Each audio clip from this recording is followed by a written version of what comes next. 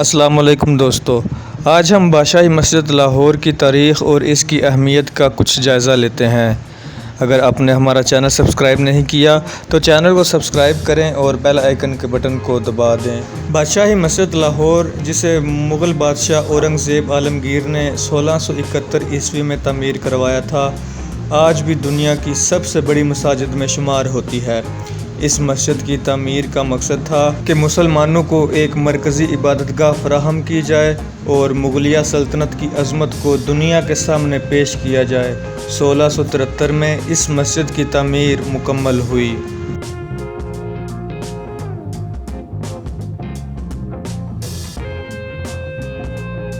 اورنگزیب عالمگیر کی حکمرانی کے دور میں یہ مسجد ایک عظیم اسلامی مرکز کے طور پر ابھری۔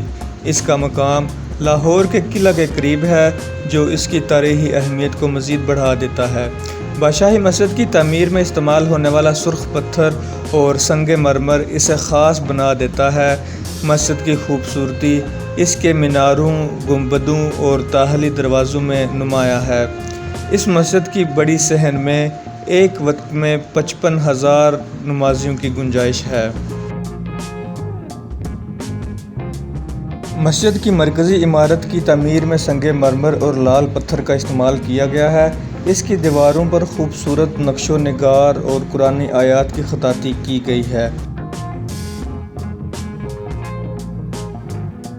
بادشاہی مسجد نہ صرف ایک عبادت گاہ ہے بلکہ یہ ایک ثقافتی مرکز بھی ہے۔ یہاں مختلف مذہبی اور ثقافتی تقریبات کا انعقاد کیا جاتا ہے جو لوگوں کو ایک ساتھ جوڑتی ہیں۔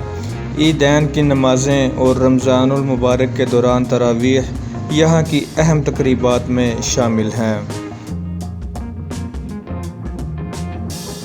یہاں کی تقریبات نہ صرف مسلمانوں کے لیے بلکہ دیگر مذاہب کے لوگوں کے لیے بھی ایک موقع فراہم کرتی ہیں کہ وہ اسلامی ثقافت اور تاریخ کو قریب سے دیکھ لیں۔ بادشاہی مسجد کی اہمیت اس کی تاریخ اور ثقافتی حیثیت کی وجہ سے بہت زیادہ ہے۔ یہ مسجد نہ صرف پاکستانیوں کے لیے بلکہ دنیا بھر کے مسلمانوں کے لیے بھی ایک مقدس مقام ہے۔ اس مسجد کی عظمت اور شان کو دیکھنے کے لیے ہر سال لاکھوں زائرین یہاں آتے ہیں۔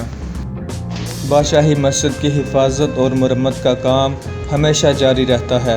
پاکستان حکومت اور مختلف ادارے اس کی مرمت اور دیکھ بھال میں اپنا کردار ادا کرتے رہتے ہیں تاکہ یہ تاریخی ورثہ محفوظ رہے۔